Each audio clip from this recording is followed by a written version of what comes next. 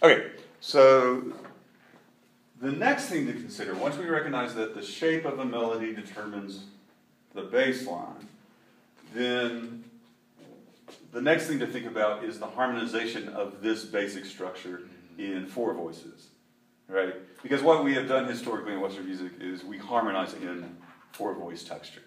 And of course, some of this comes from vocal, where the choir just naturally breaks up into four voices. But we've done that within our instruments. Look at the strings as but one example: violin, viola, cello, bass.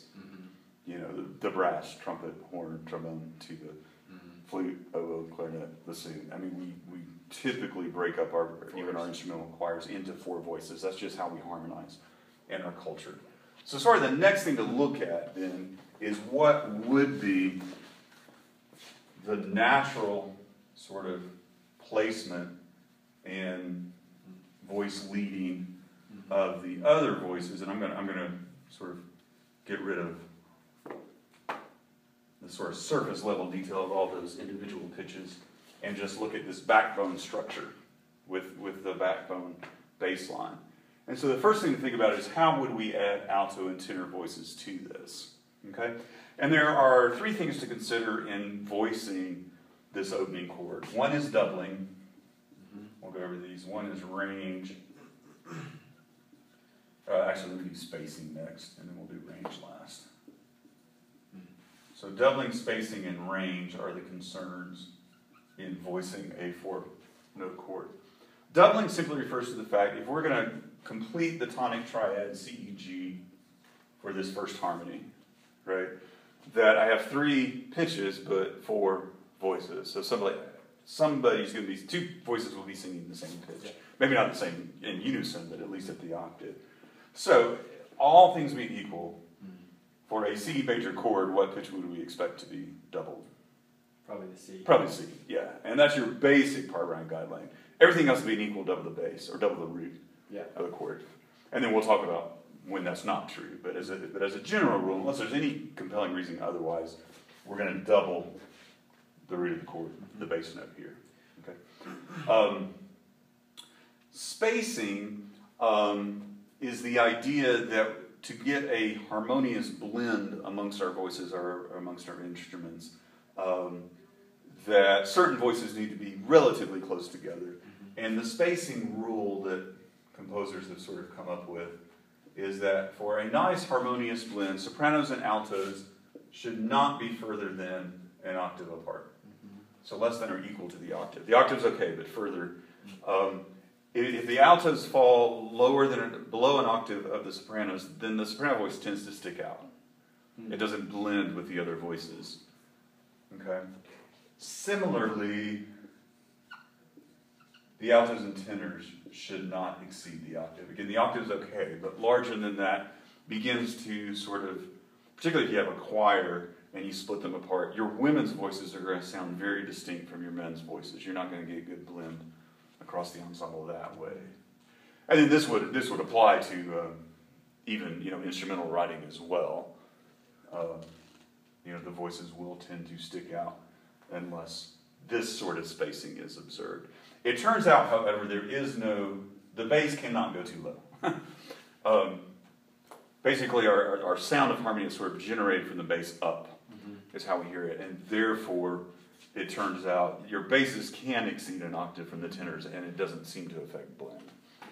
Okay? So that's just sort of a hard and fast rule that composers have come up with. Okay? And then lastly, range. What I suggest in terms of ranges is I use the pitches C and G. Right? And from middle C up to the high G at the top of the staff is sort of a basic soprano range. Obviously, really fine soprano ones can go a good bit above, and certainly soloistic soprano lines will exceed that G quite a bit. And then, of course, instruments have their own range that far exceeds that. But just as a general guideline for what we're doing, I would keep the sopranos within that range, maybe exceed a step or two on rare occasion. But for the general, we will look to keep our sopranos within that ranges. The alto voices, alto instruments, alto voices generally have the G below middle C. Okay. And then right around C5, above middle C, altos will start complaining if the line exceeds this. You'll even get some complaints about that C, because that's a soprano note. That's not an alto. Putting the tenor and basses then in bass clef drops these ranges an octave. Okay, for basic tenor and bass ranges. You know, this is a decently high tenor note. You know, certainly your operatics, soprano tenors can go much higher. Basses, you know, particularly, you know, real true bass ones can drop below that G pretty well. Yeah. And they ought to have a step or two above the C. But again, just trying to keep the ranges as something that's easy to memorize simply by using the pitches G and C. This is a decent guideline. Yeah. Okay. So what we need to come up with for this first chord are a doubled C. We have the E in the soprano. We need another G. We need a G. Yeah. Right? So I need to add C and G to this opening harmony. To get my doubling right, I need to think about this sort of spacing and these sort of ranges. Okay, so it's a lot to kind of consider, but we also, I think, have a sense, particularly if you've played hymns in church, you have sort of a sense of what this opening chord probably should look like, which would be what? What would be the standard harmonization if I were going to add a G and a C to this chord? Well, even if you use kind of the rules of spacing, the alto has to have a G, because if it was a C, it'd be further than an octave from the soprano. Well, I guess middle C.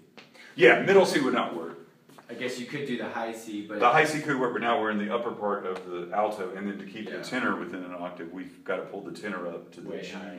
Yeah, so this is not wrong, technically. But the difficulty of that is I have my altos and tenors in the extreme parts of their ranges. Yeah. So this probably would not be the natural way to harmonize this chord to start. Right. And certainly middle C is too low for the altos because then I've exceeded the octave. Yeah, so G would be the natural choice. Yeah, sort of the natural choice would be the G there, which places the tenors on middle C. And that sort of has the look of your standard chord, you know. Sort of in hymn style writing at a particular time. Okay, I'm going to stop right there. That gets us through the harmonization of the first chord, the tonic triad at the beginning. And then we'll flesh out from there in the next video.